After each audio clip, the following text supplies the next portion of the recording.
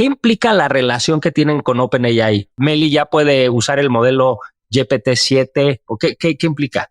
Bueno, hay algunas cosas de esas que son confidenciales. Okay. La primera aplicación que hice que se volvió, entre comillas, exitosa, decía ser una aplicación que básicamente era una alarma para no consumir mucho de tu celular y se convirtió en la aplicación más descargada de México y de paga además y de 13 otros países con top of the charts. Y puse mi correo en la aplicación, la gente la veía como muy descargada y me escribía, digo, oye, quiero que me hagas mi aplicación.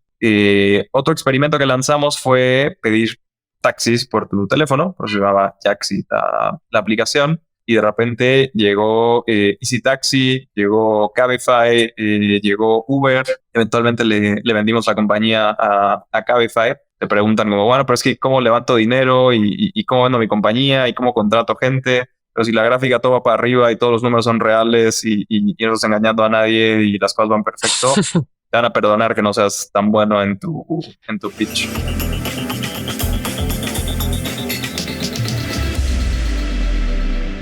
Hola, ¿qué tal? Bienvenidos a Alto. Hoy tenemos un invitado de lujo, Sebastián Barrios, quien hoy lidera tecnología en Mercado Libre, una de las big techs más grandes de Latinoamérica y de las empresas más fuertes. Y además un ex emprendedor con una trayectoria ya bastante grande y que ha pasado por muchas buenas, muchas malas, muchas regulares, pero sin duda muchos aprendizajes que tiene para compartir hoy con nosotros. ¿Cómo estás, Sebas? Bienvenido. Muy bien, muchas gracias por la invitación y por esa introducción tan bonita. No sé si podemos decir que todavía soy emprendedor. Vamos a hablar de ese tema porque Meli crece a velocidades espectaculares, pero ahora lo hablamos. Y aprovechando que estamos hablando de qué tan emprendedor eres o qué tan no emprendedor eres, te invito a que nos cuentes ese primer emprendimiento con el que te conocimos, que además a mí me llena mucho el corazón porque estabas en una misma industria al mismo tiempo que yo y ahí fue donde te conocí. Mientras Federico estaba lanzando uno de los primeros fondos de VC en Latinoamérica, entonces los tres estábamos de pioneros ahí en un ecosistema que todavía se estaba apenas formando. Cuéntanos cómo llegaste ahí. Claro. Mi carrera emprendedora creo que fue accidental, ¿no? Creo que hay personas que desde siempre saben, yo lo que quiero es hacer mi propia empresa o incluso me gusta la tecnología y quiero hacer una empresa de tecnología.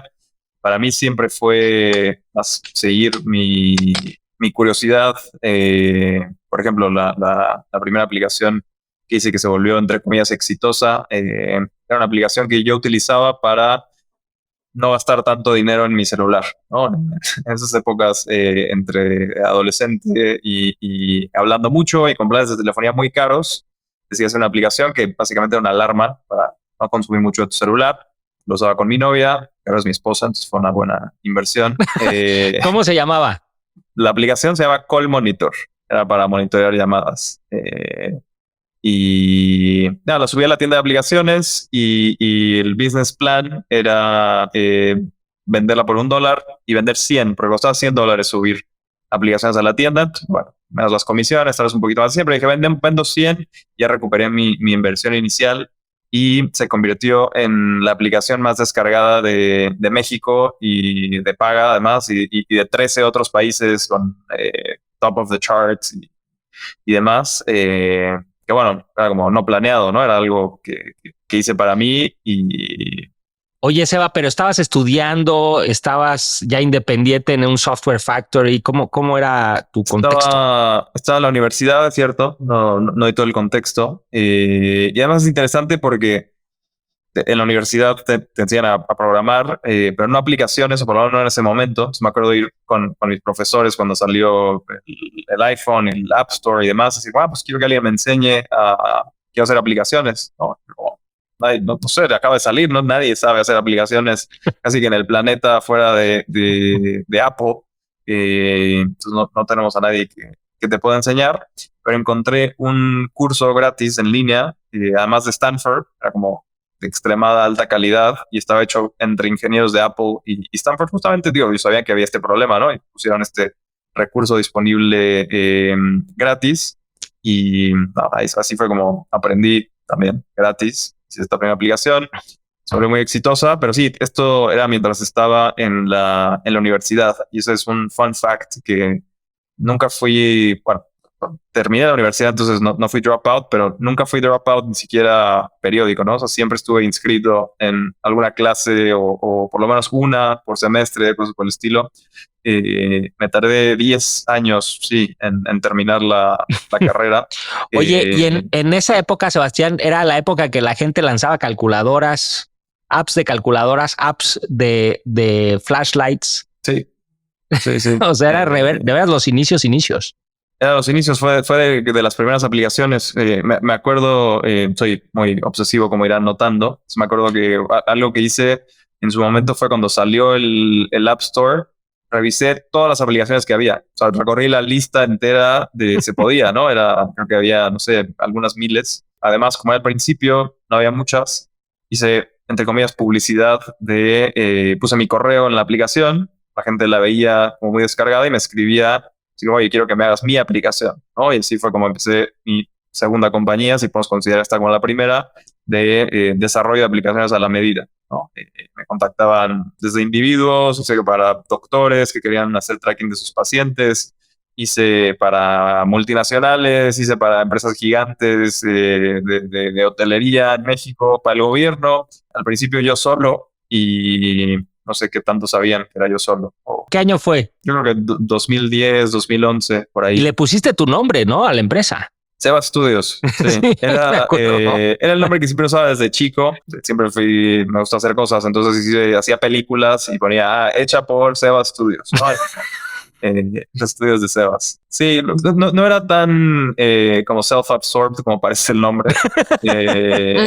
Era un poco ese juego de... Bueno, era mi estudio que estaba haciendo cosas y estaba yo solo además al principio. Pero bueno, estuvimos haciendo eso durante unos años, que es muy buen negocio y sobre todo a esas edades y mucho del equipo era súper joven, amigos de la universidad.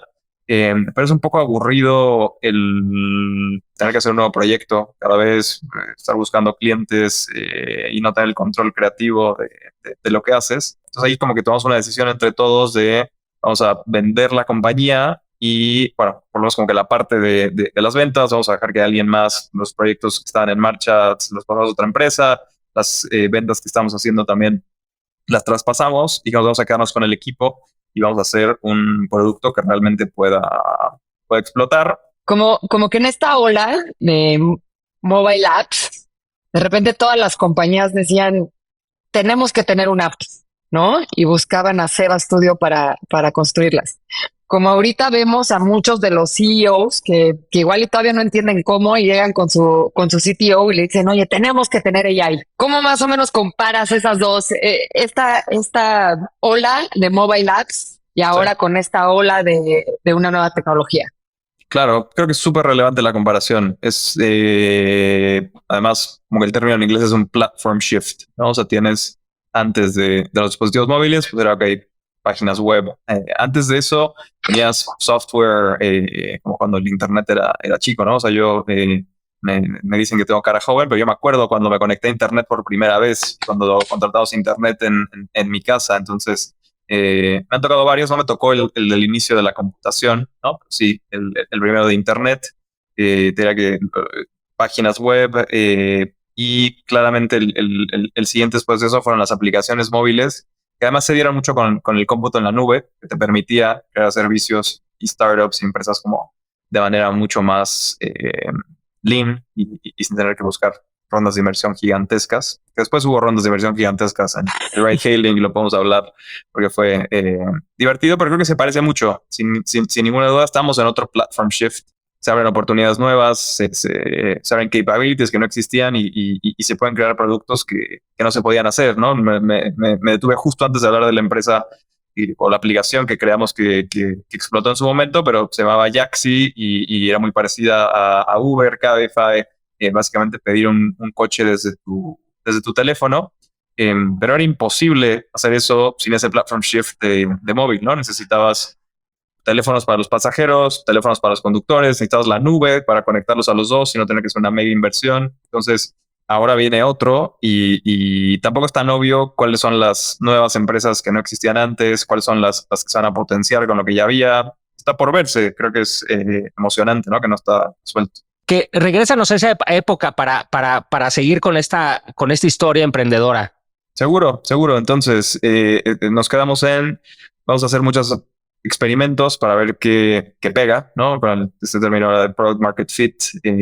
Yo, la verdad, en ese entonces no había leído tantos libros, pero mi co-founder sí tenía como muchos de los conceptos de cómo crear compañías. Entonces, hicimos buen equipo mucho conocimiento de negocio y además con mucho gusto y con muy buena intuición de producto y tecnología. Y mi parte era como muy, ok, vamos a programar y vamos a hacer que funcione el sistema y que esté muy bien. Entonces tenemos un súper equipo en la compañía y lanzamos experimentos muy rápido.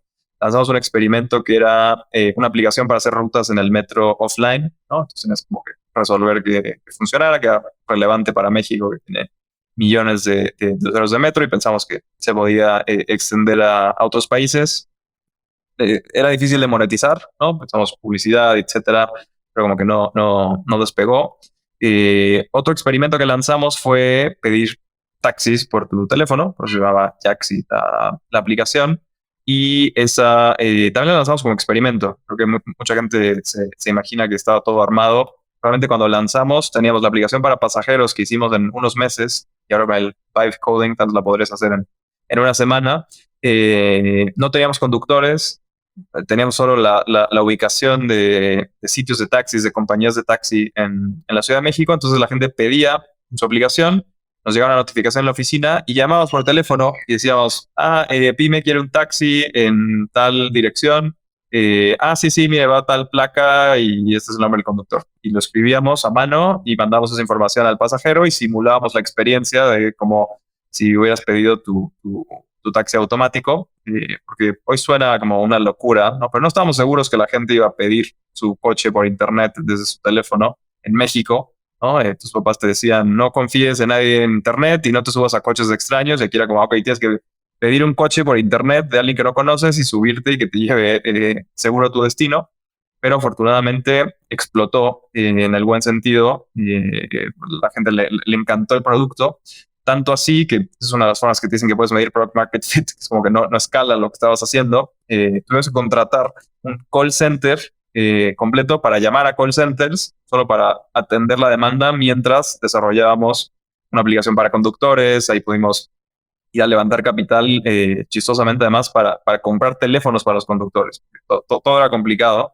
La historia se cuenta muy fácil, pero convencer a los conductores de que esto les iba a generar ingresos, de que realmente valía la pena comprarse un smartphone, ¿no? La penetración de smartphones iba aumentando, pero en los conductores de taxi estaba mucho más atrás que en otros. Entonces decidimos, ok, estamos muy convencidos, vamos a comprar los teléfonos, vamos a dárselos casi gratis a los conductores, y fue una buena decisión. Por eso los convencimos y empezó a girar la bola de nieve, y el conductor Pero entonces se iba el otro y empezaron a todos comprar su teléfono y ya no tuvimos ese problema.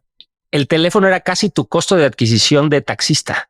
100%. En realidad lo rentábamos. No queríamos que fuera solo costo. Nosotros hicimos un paquete gigantesco con una telefónica. Teníamos muy buenos precios y se los rentábamos a los conductores.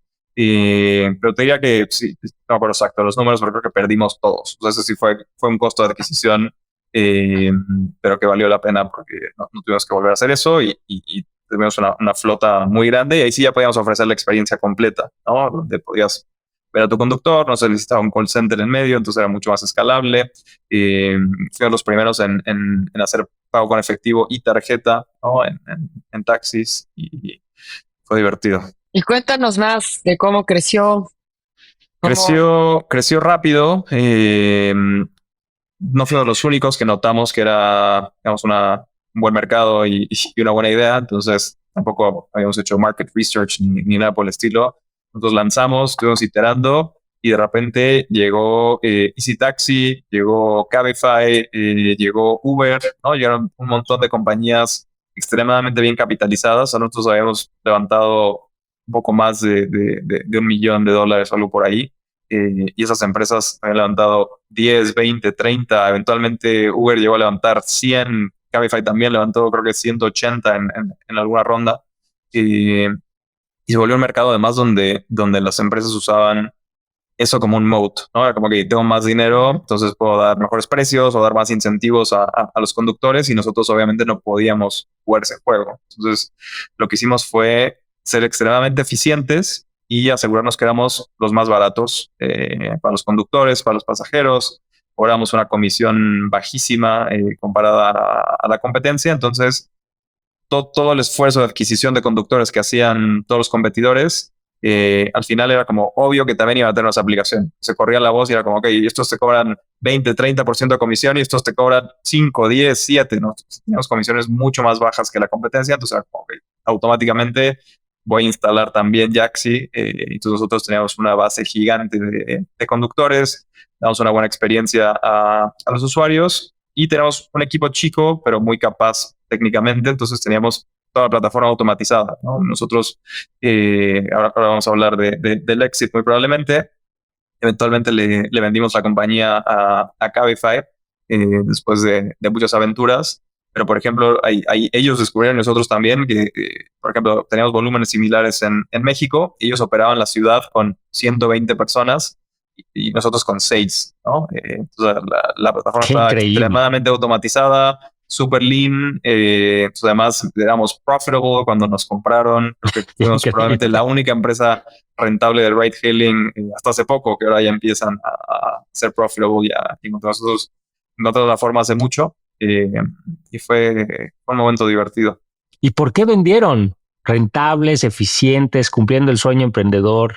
Te diría que esa misma pregunta nos hicieron los inversionistas, ¿no? Era como, bueno, podemos levantar más rondas, podemos juntar más capital. La realidad era que, y creo que tiene que ver un poco con el ecosistema de lo que hablabas, Pyme, ¿no? Qué tan desarrollado estaba, qué tan desarrollado no estaba. O sea, para nosotros levantar una ronda de 20, 30, 50 millones había que juntar a varios fondos en México y les gustaba invertir por separado. Ya no estaba tan mal como antes, pero sí íbamos a tener conversaciones de, no, pero es que yo quiero 50% de la compañía para controlar, o no, como esta forma anterior de hacer negocios. Y bueno, salieron negocios muy buenos haciéndolo así, pero claramente el modelo de Silicon Valley fue migrando. Entonces ya se daba eso en México, pero no a la escala como para hacer eso. Y la ecuación fue un poco, mejor juntemos fuerzas con estas empresas gigantescas, porque además Uber seguía levantando. O sea, que levantaron rondas de 300 millones, 400 millones de dólares. No sé si en ese momento, nunca he visto los números, pero yo creo que no había, ni siquiera si juntabas todo el VC de toda Latinoamérica, en ese entonces podías hacer una ronda de ese tamaño. Era en un momento la empresa más fondeada del planeta, ¿no? Uber. Sí. Y claramente decidimos juntar fuerzas y diversificar. Nosotros además éramos vulnerables en el sentido que solo estábamos en la Ciudad de México. O sea, ni siquiera teníamos alguna presencia en el país y en otros países, pero no era como que podíamos, bueno, México no va tan bien, pero España va muy bien y Argentina va muy bien. Estamos extremadamente concentrados. Entonces, bueno, también era como una decisión de vamos a diversificar el riesgo y a competir juntos. Oye, y entiendo que tú estuviste en el frente de esa negociación. Sí. ¿Hay algún aprendizaje también para los emprendedores allá afuera que van a salir eventualmente también a buscar un merger así? Creo que el principal es que rara vez las empresas se venden, ¿no? Se compran. O sea, a veces pasa, ¿no? Pero normalmente es cuando las cosas van muy mal y dicen como, bueno, compra el equipo, compra algo de la tecnología, como para recuperar la inversión o cosas por el estilo. Normalmente las buenas ventas de adquisiciones se dan cuando hay un interés grande del comprador. Y eso se dio además de relación de muchos años, ¿no? Nosotros estuvimos compitiendo amigablemente con Cabify durante mucho tiempo, pero yo conocía a Juan, al founder, casi al principio de todo esto y éramos amigos, ¿no? Obviamente competíamos y demás, pero siempre de manera amigable. Hablamos de adquisiciones en varios momentos. Fue más bien cuando se dio el momento correcto. Obviamente ayuda cuando tu empresa es rentable, súper eficiente, está creciendo. Creo que otra, como además con la pregunta de Fede, como saber cuál es el momento correcto, es difícil pronosticar, pero normalmente quieres vender en algún pico antes de que, de nuevo, nosotros veíamos que México iba a tener una situación complicada. Había rumores de que la CEMOVI iba a pedir licencias adicionales a los conductores y que iban a estar limitados para trabajar en una plataforma. No, o sea, había mucha incertidumbre en qué iba a pasar. Entonces, bueno, había que bite the bullet o tragarse un poco del orgullo de vamos súper bien y podemos conseguir más dinero, etcétera. Y decir, bueno, todo eso es cierto, pero también aplica en la compañía. Y además había mucho fit con digamos, la cultura de la compañía, con Juan, el founder, con Sam, el co-founder, que todavía somos amigos. Desde que me mudé de España ya nos vemos tanto, pero digamos, se veían nuestras esposas y teníamos hijos de edades muy parecidas. Y, conozco a sus hijos, había muy buena relación, que creo que siempre ayuda. Pero bueno, si tienes una empresa rentable y creciendo y en un mercado muy demandado, tampoco tienes que hacer magia, ¿no? Y creo que es una buena lección para emprendedores en general. Siempre te preguntan como, bueno, pero es que ¿cómo levanto dinero? ¿Y cómo vendo mi compañía? ¿Y cómo contrato gente? Como todo eso sucede si tu compañía va bien y estás creciendo y las cosas van bien. Ustedes son VCs, o lo que falta son ideas. Cuando sales al emprendedor no te creen, ¿no? Pero es como falta equipos capaces, hay, entre comillas, dinero ilimitado para gente que está haciendo las cosas bien. Yo creo que es que estés haciendo las cosas bien tú, que tu compañía vaya bien. No hay como muchos atajos tampoco. Siempre es como, bueno, pues cómo haces el pitch y cómo lo cuentas y demás.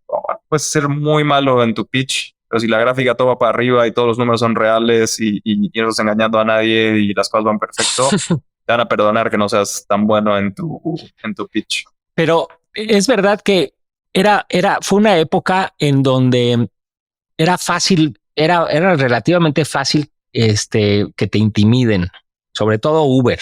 Sí. Uber intimidaba mucho, no solo por la cantidad de dinero, y no sé si te acuerdas de esto, Jimena, no solo por la cantidad de dinero, sino porque eran muy, muy valientes, o sea, les valía gorro. Se manifestaban los taxistas y ellos seguían, se amenazaba el regulador de regularlos y ellos seguían. O sea, y entonces sí intimidaba muchísimo. Claro, y además tenían un super equipo técnico, muy motivados. Entonces, hicieron las cosas muy bien. Todavía las hacen muy bien. Creo que ahora han cambiado mucho de actitud con los CEO y demás, sí. pero van muy bien. Y para seguir en esta línea de tu historia, Sebas, cuando Jaxi y Cabify se unen, tú te quedas en parte liderando la tecnología de Cabify. Y como dice Fede, pues vas al 1-1 a una empresa hiperfondeada en la meca de la tecnología. Y ahí cómo se enfrenta David contra Goliat. ¿Cuál es la estrategia? ¿Cómo animabas a ese equipo? ¿Qué drive tenías? Excelente pregunta. O sea, no es fácil. Además, en ese momento además se vuelve competencia global. Todavía cuando estás compitiendo en una sola ciudad, etcétera. Aquí es, bueno, está pasando esto por acá, está pasando esto por acá.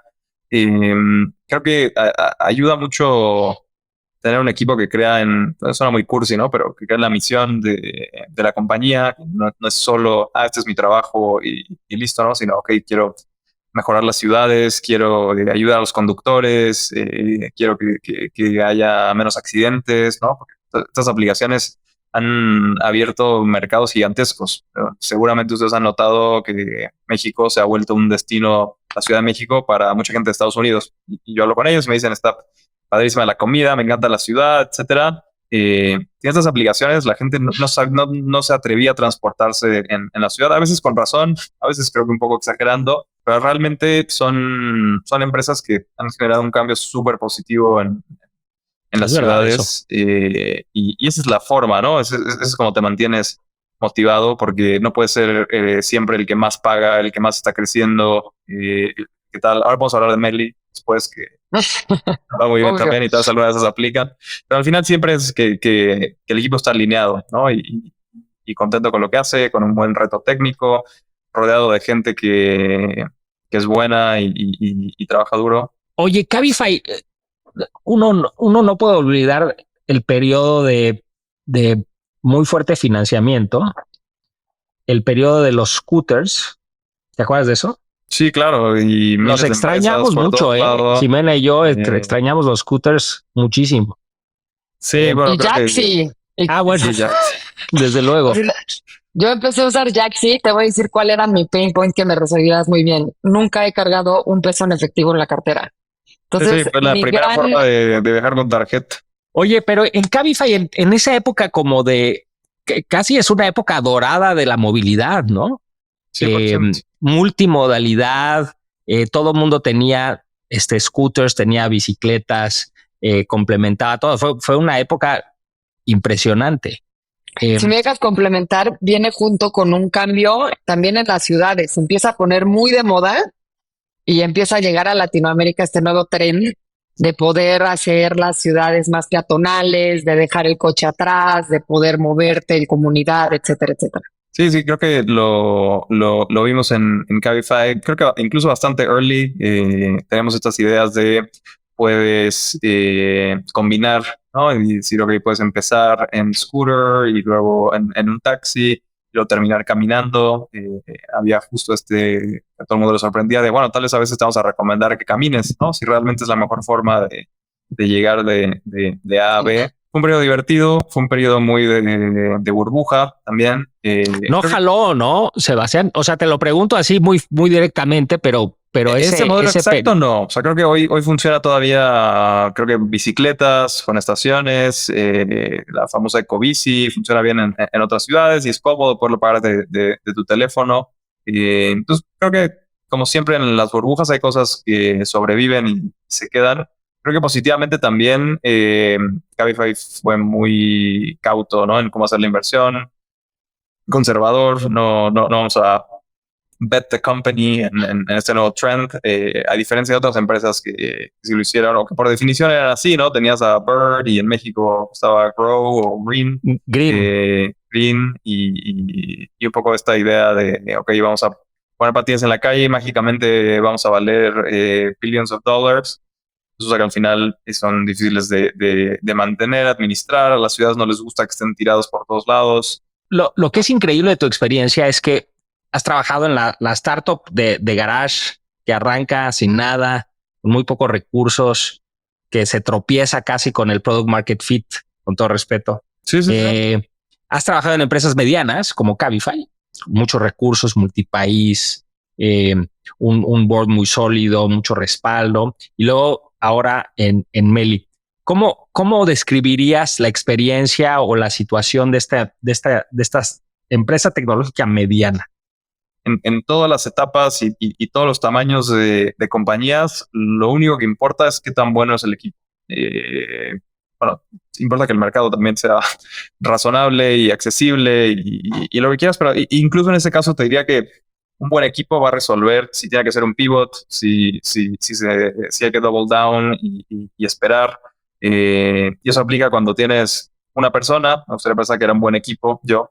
Después con mis amigos de la universidad y otros amigos, éramos un muy buen equipo, con muy buena calidad técnica, con buena calidad de producto. Cabify era la empresa de España y en muchos sentidos de Europa, entonces también podíamos reclutar a lo mejor de lo mejor y creo que ni hablar de Mercado Libre, ¿no? Que es el outlier de Latinoamérica y cuando hablo seguido con CTOs o ingenieros en Estados Unidos y tienen el estereotipo de, bueno, pues que la tecnología en Latinoamérica no es de muy alta calidad.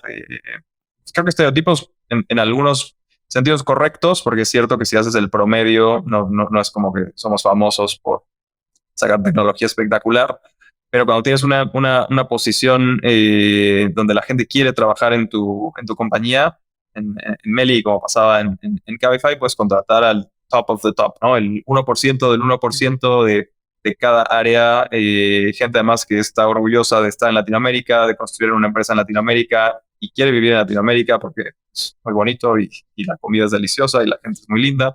Podemos crear un super equipo que te hace ejecutar bien y ganar, ¿no? Creo que es tan sencillo como suena. Es difícil después ejecutarlo y realmente conseguir al equipo correcto y no necesariamente reclutar, hay mucha suerte también, que es como que contrataste a la persona que parecía correcta, pero luego no hay un buen fit, o sí. Eh, Creo que esa es la única constante que se me ocurre, ¿no? En Jaxi tenías 6 personas en el equipo.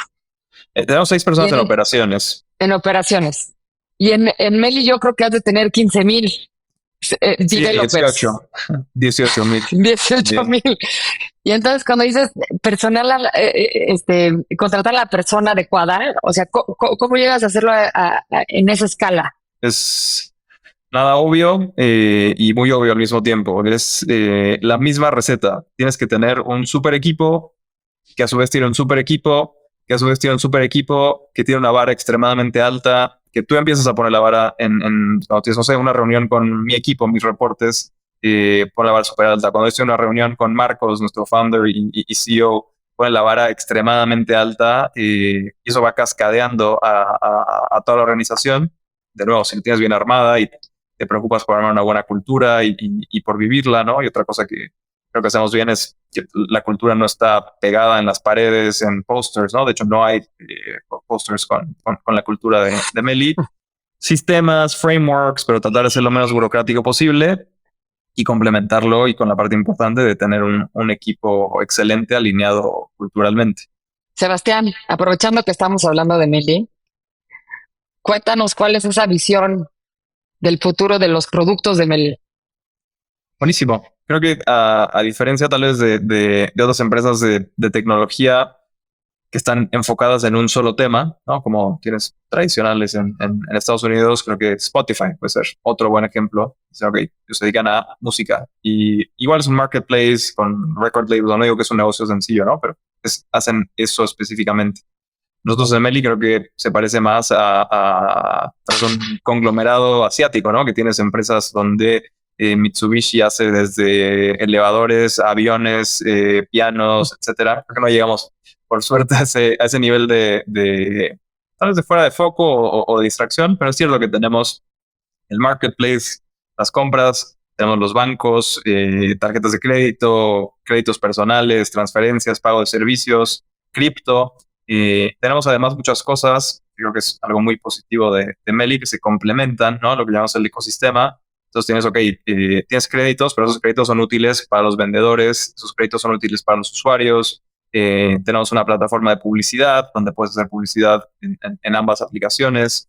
Tenemos un programa de lealtad donde tienes beneficios por estar en las dos. Entonces tratamos mucho de que los diferentes productos se apoyen entre sí para hacer las cosas mejor y realmente te genera mucho valor para los usuarios y creo que desde la perspectiva de negocio un moat importante, ¿no? Es difícil que eso lo replique. Nosotros competimos de nuevo, como en toda mi carrera, con algunas de las empresas más grandes y famosas por ejecutar bien del planeta y tenemos que también, obviamente, defender nuestra posición y afortunadamente además en muchas métricas somos mejores que cualquiera que podían nombrar.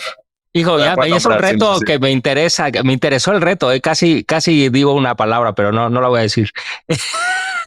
Oye, la competencia nos gusta, o sea, claro. En Meli nos gusta ganar y es difícil ganar si no tienes competencia. Entonces, y en ese sentido es interesante, ¿no? Porque compiten con jugadores como Amazon en e-commerce, con jugadores como Coppel, y luego eso del lado de la tienda y del lado del banco, pues compiten con Nubank, compiten con Story, compiten con jugadores muy, muy enfocados. ¿Cómo hacen este balance en el desarrollo de producto entre foco y seguir construyendo un ecosistema y seguir con esta apuesta de ecosistema que es la que tiene? Es bastante sencilla la respuesta. O sea, no hacemos nada muy complicado. Tenemos un equipo extremadamente enfocado en fintech.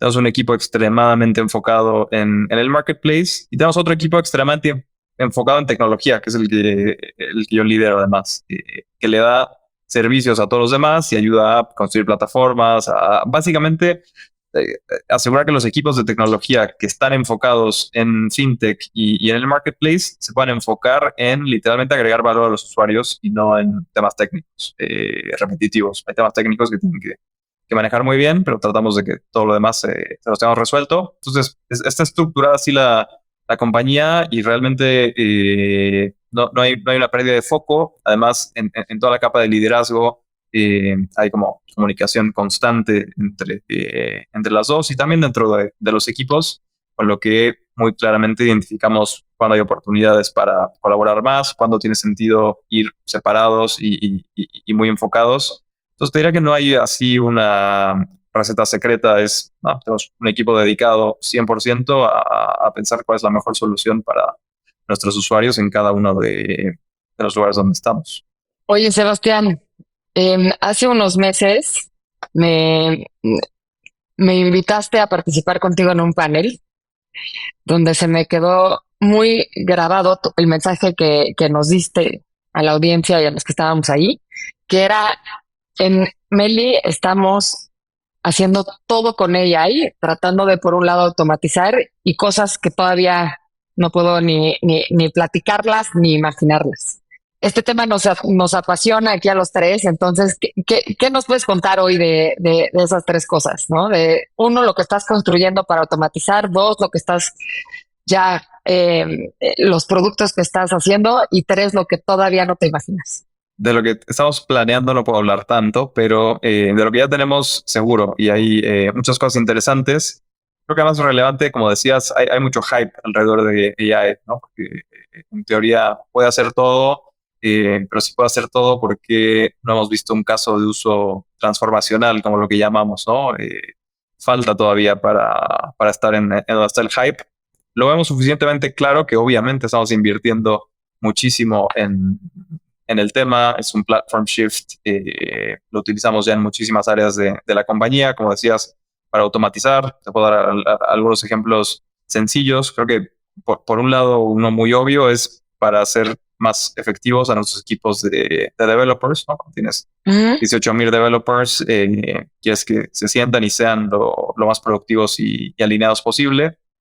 Ella es muy bueno para escribir código, tal vez diría más para código como pruebas y cosas por el estilo. Está todavía evolucionando y llegando a generar cosas tal vez más complejas, pero creemos que va a estar ahí y ahí estamos empujando mucho a que nuestros equipos se beneficien lo más posible de todo eso.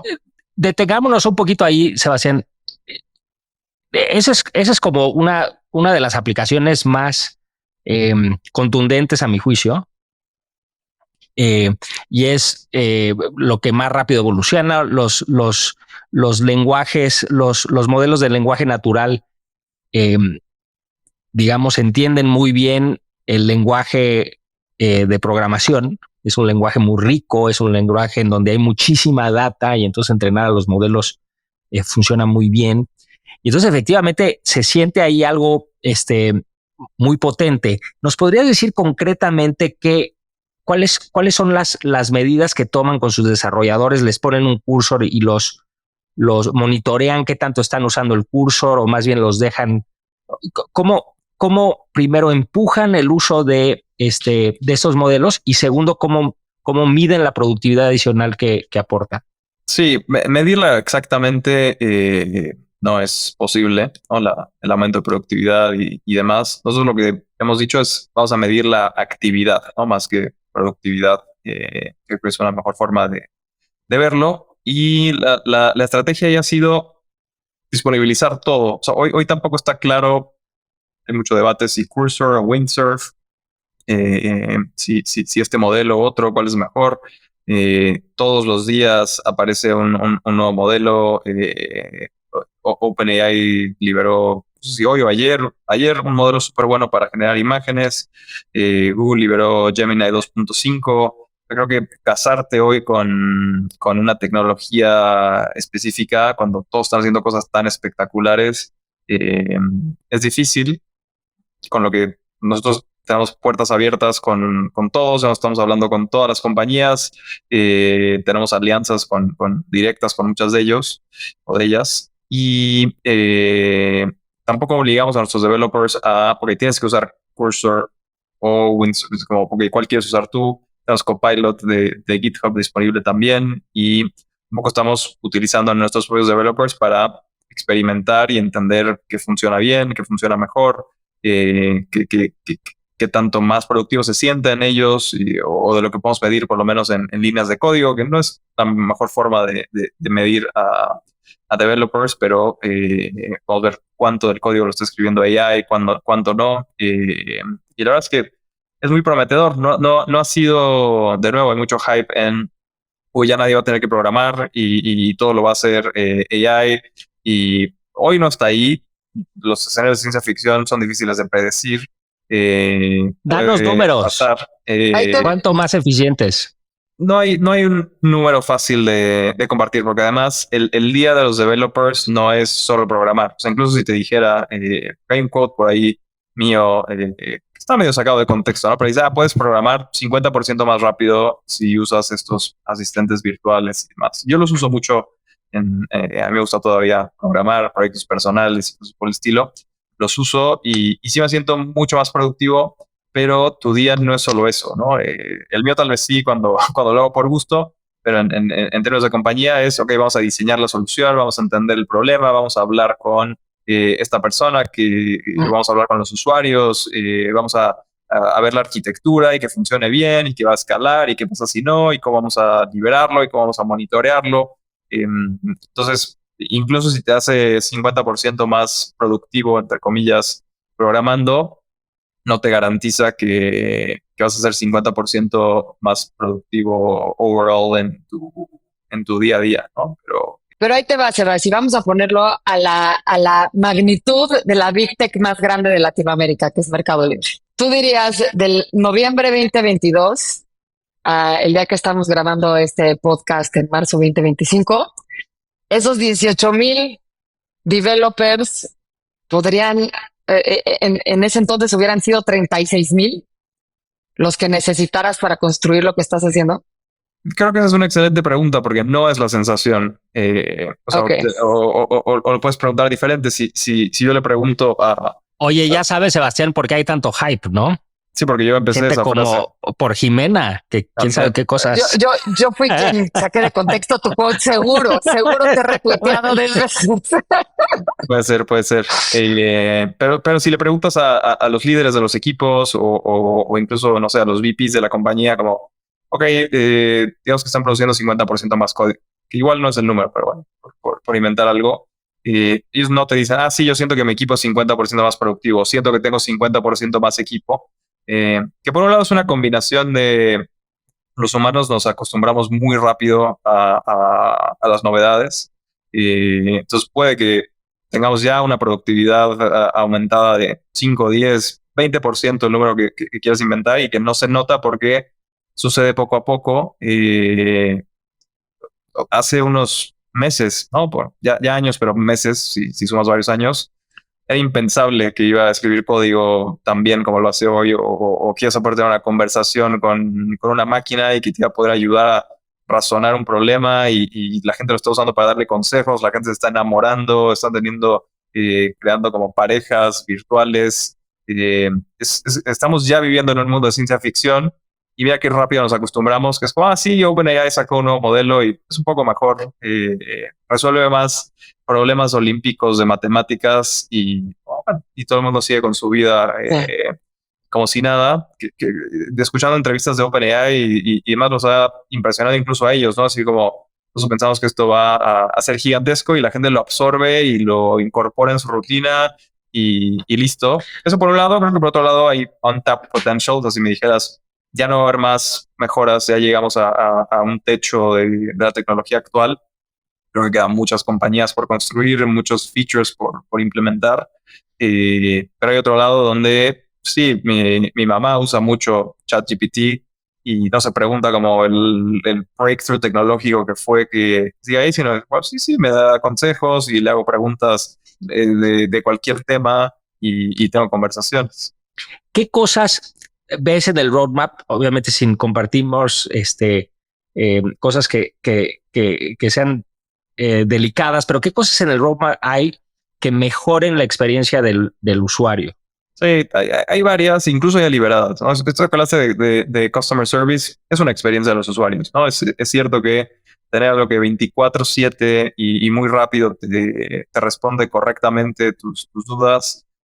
Hoy ya existe dentro de Meli y funciona extremadamente bien, ¿no? Tenemos usuarios muy contentos, creemos que va a seguir mejorando, pero bueno, eso creo que ya está afectando la experiencia. Nuestro buscador también tiene mucho AI, ¿no? Donde hay una tecnología que se llama búsqueda semántica, donde no solo buscas en base a las palabras específicas que estás buscando, sino a los conceptos, ¿no? Es entender cuál es la intención de un comprador y tener resultados que tal vez no se llaman exactamente igual, pero que funcionan bien. Con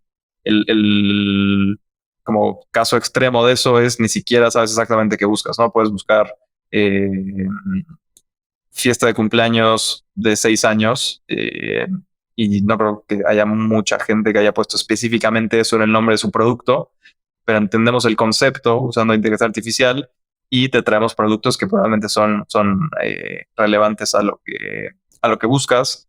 Tenemos funcionalidades donde hay productos que tienen miles de reviews, ¿no? De reseñas de qué les gustó, qué no les gustó. Es algo muy útil de plataformas como nosotros, pero no vas a leer 1000 reviews, ¿no? Lo que hicimos fue un resumen con AI, además una de las cosas que hacen muy bien. Así, estas son las cosas buenas que dijeron todos los usuarios, estas son las cosas malas. Y tú ya puedes tomar una decisión que sabes que está basada en información real de usuarios sin tener que leer 10 páginas de reviews. Entonces hay muchos features ya desplegados que aportan mucho valor. Lo que sí te diría es que no he hablado con ninguna compañía que ha dicho, ok, esto cambió nuestro negocio, ¿no? Algunas chicas como libros de texto, de hecho, cosas por el estilo, pero digamos, hablas con empresas grandes ya establecidas y hoy no está el killer use case que reemplaza la forma de hacer las cosas, pero creo que es cuestión de tiempo. Nosotros estamos experimentando mucho, todas las empresas del planeta están experimentando mucho. Recuerdo cuando aparecieron los anuncios en Internet, estaban puestos igual que en los periódicos, a la derecha del contenido y tardó varios años en que Facebook dijera, ok, vamos a hacer un newsfeed y los anuncios van a estar embebidos en el contenido y van a ser relevantes a los usuarios. Y ahí crearon una de las máquinas de imprimir dinero más grandes de la historia. Entonces, creo que no hemos llegado a ellos. Estamos en ese momento de, ok, pues vamos a poner AI sobre lo que tenemos y eventualmente vamos a encontrar cosas que no se podían hacer antes y experiencias completamente nuevas. Hablando de mucho dinero y de empresas que gastan mucho dinero, ¿qué implica la relación que tienen con OpenAI? O sea, le puedes marcar a Sam y te contesta con su visión, o sea, te da un acceso especial. Ya Meli ya puede usar el modelo GPT-7. ¿O qué implica? Bueno, hay algunas cosas de esas que son confidenciales. Okay. Entonces, sí, es un GPT-7. Va a haber un GPT-7, pero no tengo información confidencial, lo imagino solo porque sé contar y porque van avanzando muy rápido. Pero tenemos una buena relación con OpenAI, tienen modelos excelentes. Bueno, fueron los que empezaron un poco con esta revolución con ChatGPT. La relación incluye, sí, compartir información y hacia los dos lados, porque para ellos también es muy útil entender como, ok, cómo estás usando los modelos, qué funciona, qué no funciona, dónde falla, dónde está bien. Es cierto que somos además consumidores grandes, ¿no? Tenemos muchos usuarios, mucha plataforma, muchos usos de AI, pero bueno, la relación no es solo comercial, ¿no? Sí es un ida y vuelta de información, de insights. Tampoco te diría que tenemos información absolutamente confidencial y que sabemos qué va a pasar en 5 años. Creo que la razón es interesante, es porque ellos tampoco, y tampoco es que me lo hayan dicho, no quiero poner palabras en boca de nadie, pero creo que si le preguntas a alguien que sea un AI researcher, ¿dónde vamos a estar en un año? No te sabe predecir. Puede que haya incrementos pequeños, puede que haya saltos gigantescos.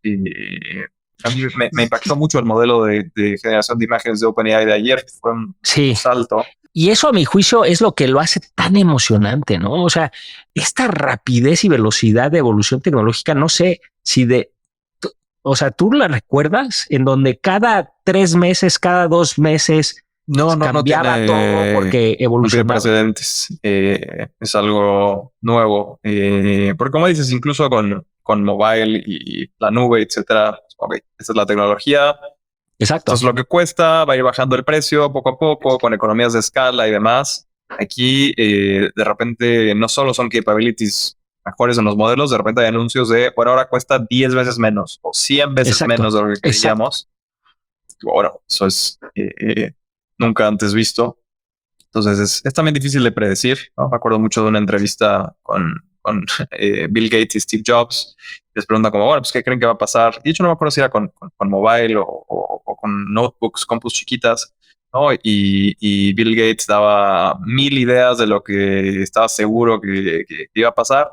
Y Steve decía como, no tengo idea, es muy difícil de predecir, pero vamos a estar ahí, ¿no? Con el radar prendido, experimentando y al frente de la tecnología. Y creo que eso es un poco lo que hacemos en Meli, ¿no? No te sé decir dónde va a terminar, nadie te puede decir. Y el que te lo diga, creo que es buen filtro de charlatanería, ¿no? O de buzzwords. Que si no te lo pueden decir los researchers de OpenAI, no se lo puede decir nadie. O sea, lo que estamos seguros es que va a haber evolución, va a haber cambio, va a haber Eso avance, seguro. va a haber, eso estamos seguros. Sí, estamos seguros de eso. Como lo implementamos dentro de Mercado Libre, por ejemplo, es para nosotros desarrollamos toda la plataforma de AI, donde es muy fácil cuando sale GPT-4 usarlo y cuando sale GPT-4o usarlo y 4.5 usarlo, ¿no? Para que esté disponible para nuestros developers muy rápido. Pero además de eso, no estamos apostando por saber exactamente dónde va a terminar el partido, ¿no? O si va a terminar. Yo te he escuchado muchas veces hablar y siempre dices que un poco, ¿por qué Meli sigue en la vanguardia? Y es porque ustedes están experimentando con estas nuevas tecnologías todo el tiempo. Y la verdad es que tú como CTO o líder de tecnología en Meli, no estuviste un día antes pensando cómo incorporar AI que cualquier otro marketplace global.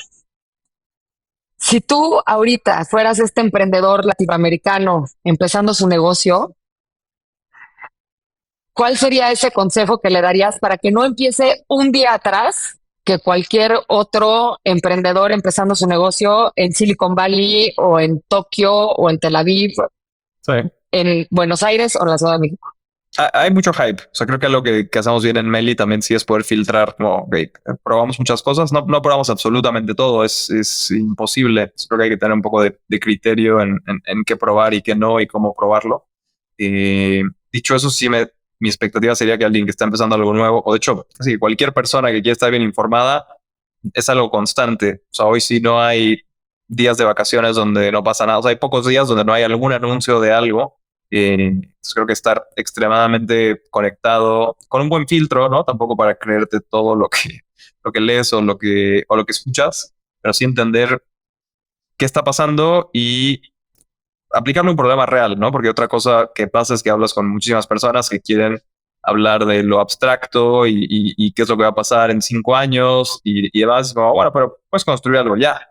Y ahora lo puedes construir más rápido, más eficiente, más barato, con lo que deberías estar experimentando, ¿no? Para mí siempre tiene más valor construir y experimentar que filosofar y hablar de qué es lo que va a pasar. Es también la filosofía que seguimos en Meli. Con lo que creo que mi recomendación sería esa, ¿no? Leer todo con mucho cuidado, estar muy informado, aplicarle un problema real, idealmente estilo Y Combinator, ¿no? Como un problema que la gente realmente quiera resolver, que la forma más fácil es que es un problema que tú tienes. Tú eres el primer usuario, como hablamos de cómo empezó mi carrera, como no se me ocurrió hacer una aplicación porque creía que había personas en Latinoamérica que iban a tener problemas con su consumo de celular. Como, bueno, yo tengo este problema, me lo voy a resolver con tecnología. Y esos problemas ya tienes un usuario, que hay muchísimas compañías que tienen cero. Entonces ya tienes infinitamente mejor que muchas compañías porque tienes tu primer usuario. O puede ser un problema que conozcas, ¿no? Que tal vez tenga tu mamá, tu papá, un conocido. Creo que eso es esa combinación, Oye, ¿no? ¿y qué espacios ves en donde como observador del ecosistema emprendedor, piensas, acá yo haría algo, aquí esto es donde yo me movería. Hay algunos espacios que te emocionan más que otros. Creo que eso además de darlo como consejo genérico no ayuda mucho porque tiene que ser lo que te apasione a ti, ¿no? Al emprendedor. Hay momentos difíciles, hablamos, toda esa historia se cuenta como muy bonita y mira todo lo padre que le pasó a Sebas y luego vendió su compañía y etcétera. Y en todo el camino hay subidas y bajadas y hoy estamos a punto de quebrar y ¿qué hacemos? Y bueno, pues hay que estar sin salario durante meses. Hubo momentos difíciles. Yeah.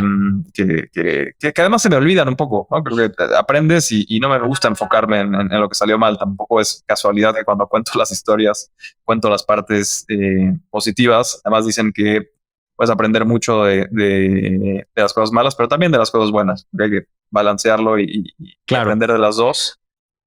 Te la pongo de otra forma. Si fueras inversionista y estuvieras sentado en donde está sentada ahora Jimena, de este lado de la mesa o de mi lado, ¿qué espacios te gustaría explorar o qué te intriga? Creo que algo positivo de AI, voy a seguir evadiendo tu pregunta, es que lo puedes aplicar en muchísimas industrias. Pero es cierto, o sea, hay muchas tecnologías que es como, mira, esto va a cambiar en la salud y esto específicamente, cripto, va a cambiar en cosas financieras. Y otra cosa así única de la inteligencia artificial es que aplica en todo. Entonces, así, lo que me enfocaría es más que en la inteligencia artificial en sí, es cuáles son los problemas donde hay mucha oportunidad para mejorar, hay mucho mercado por resolver y está lleno el mundo de eso. O sea, entras a cualquier institución, a cualquier hospital y hay 1000 temas, a cualquier escuela y hacen muchísimas cosas a mano. Vas a logística, por suerte no en Meli, pero en muchos lugares y está todo en papel y el ruteo hecho a mano en mapas, en oficinas. O sea, yo no me he encontrado una industria, ninguna compañía, incluyendo las que visito de tecnología en Silicon Valley, que entras y dices, wow, aquí tienen todo resuelto y todo funciona perfecto y no hay ningún problema. Creo que parte de ser emprendedor es que te vas tropezando y es aparte una pequeña maldición porque es como, bueno, ves todas las cosas que no funcionan, ¿no? En lugar de estar feliz, hay muchas historias de Steve Jobs que iba a hoteles y le chocaba la decoración y decía, esta lámpara está terrible, cómo pusieron la manija aquí, te estorba cuando abres la puerta del baño y quieres abrir la puerta del cuarto. Y entonces hay que tener cuidado también, pero si te fijas, puedes encontrar problemas y cosas que no funcionan por todos lados. Y creo que ese es parte del boom que estamos viendo, que probablemente hay industrias o empresas o lugares donde te puedes beneficiar aún más de AI que en otros.